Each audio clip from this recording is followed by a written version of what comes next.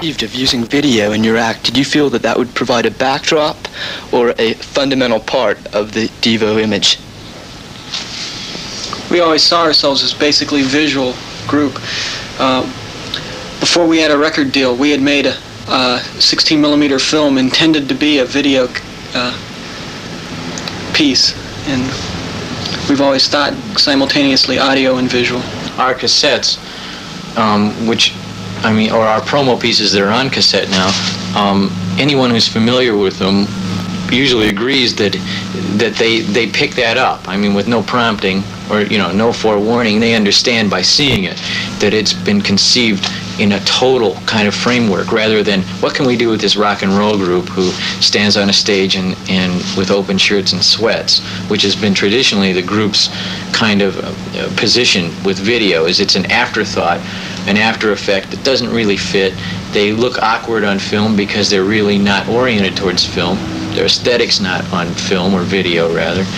And just in the last 2 years, it's beginning to change. And we kind of, with Chuck, set a new standard that now people like Roseman, who makes lots of rock and roll promo and is famous in the field, have picked up on and incorporated, which is kind of interesting in itself, that after they saw our films where you didn't see a band on stage playing, but rather you saw a total piece of fiction that has a beginning, middle, and end, and that is integrated and tells a story that makes the song bigger than life, rather than a backdrop, that now that's being used with a lot of groups for the first time, like the Boomtown Rats and Blondie and things like that. I still feel we do it the best. Got a surprise from my honey, got a message from my girl. When she picked up a pen from the side of it, wrote me through the door, said she could come back to see me, and she would be visiting real soon. Gonna get up from the long white bed and leave this cold white room. Wahoo!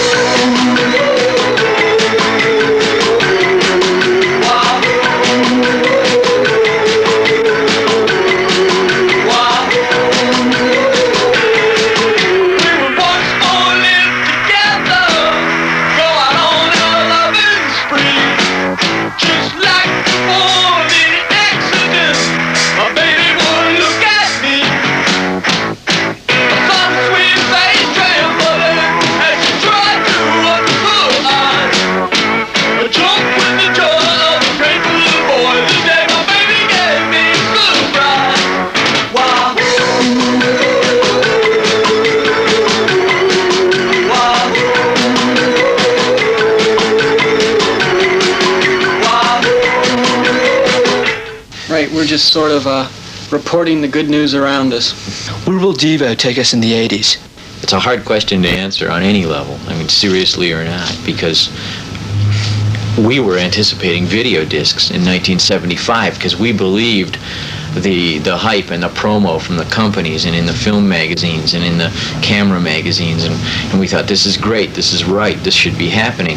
But what do we see? We see that 6 years later, it's still not there, and that video discs are still in a kind of shaky stage to the economy and the technology, that they do exist and the MCA machine is better than the RCA machine, but they're still only talking about only having a few million units out within a couple of years and so on. Things are a long way away in terms of walking into a store and buying a video disc and putting it on your home unit being a major thing happening in the country.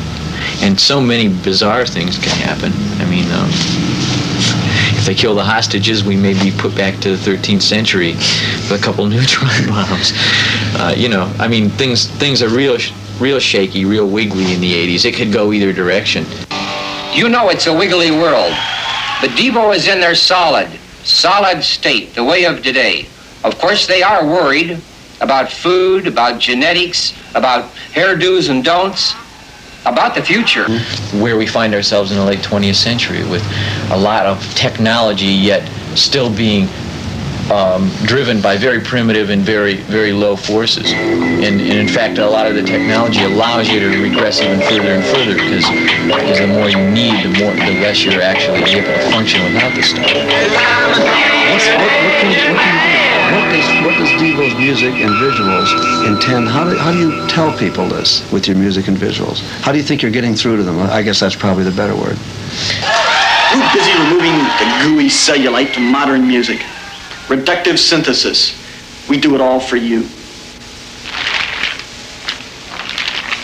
Trying to present something that's total entertainment, not just silly, shallow entertainment, not just goon stuff, not Las Vegas. It just has content to it. And it's not academic, it's not revival, it is new.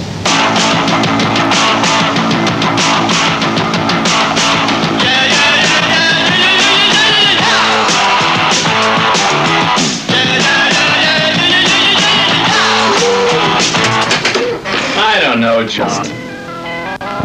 Hello? Get me Rod Reuter. Rod? What's this trash I hear? Nuke symbols and spring fashions make me sick. You left the stable door open, and now you got trouble in the barnyard. Remember, we have a deal. Sure, Daddy Know-It-All. I'll straighten them out. Okay. So get them back in their yellow suits like I said, or I'm going to have to clean house. Playboy. Hey, I'm about to take off. Later, baby? Sure. Guys, sit down. Hey, lock parts with any female robots lately? Hey, are we not men? Sorry to ask. Yeah, she didn't know I was a midget. That's hot, that's hot. Parcheesi, a new group. Ship Platinum. Oh, a killer. Why can't you guys cut stuff like that? Well, I guess we like ideas. Yeah, well, I guess we like to talk in tonnage. We got ideas. Here, relate to this. DEVO dolls. Our boys down in merchandising didn't miss a trick. We even got your jumpsuits. We got them going into all the discount stores. These are $7 paper suits that will be available through the Club DEVO. You can wash them 5 times or rip them up. And it's so it's economical, disposable clothing that's perfect for stage. Yeah. That's fantastic. How can someone buy those? They can write to Lookout Management. Club DEVO, 9120 Sunset Boulevard, Hollywood, 90069. He's got the zip down. Yeah. Everything is ready. Back to video and your pieces. Wait till we get our own Recombo DNA labs. Hey, they'll never give us a Recombo DNA lab. Maybe if we sell a lot of records. Let me tell you about this one I saw in the valley. I was just out there, that new one. They got these bubble-eyed dog boys now. I don't know how they put these things together. Yeah, sure. Okay, but what are we going to do about what Rod was saying? Well, it depends on what you mean. The new manager he's put us with could as easily take us down the drain as help our careers, and you wouldn't know the difference before it was too late. Yeah, we don't have to wear the yellow suits. Yeah, John, how about those crazy-looking yellowies? Dramatic, wouldn't you say? People accuse us of trying to be glamorous. We're not wearing these because we like them. We have to. They're protective gear. That's right, protected.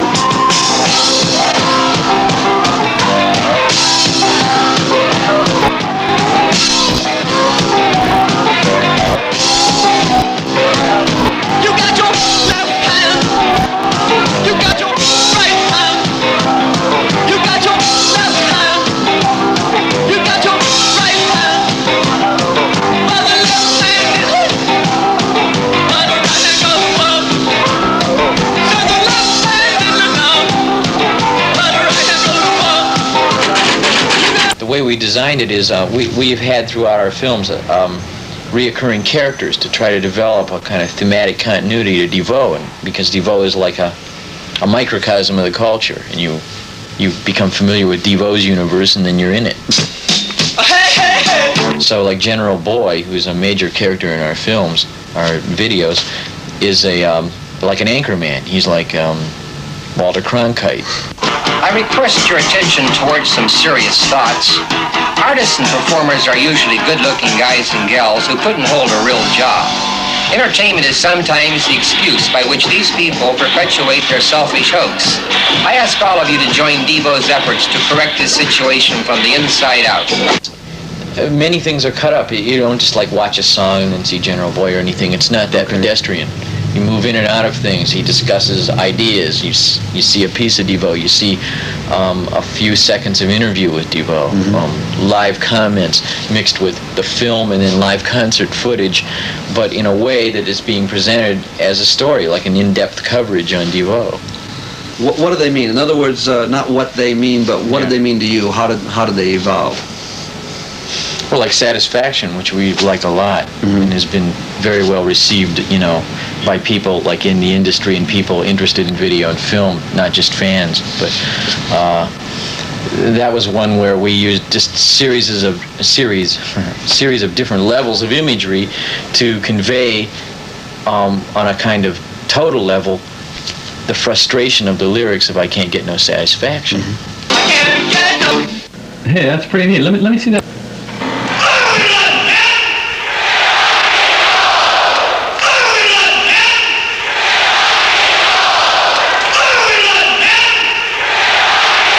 At the risk of repeating myself, let me remind you, these boys are really serious.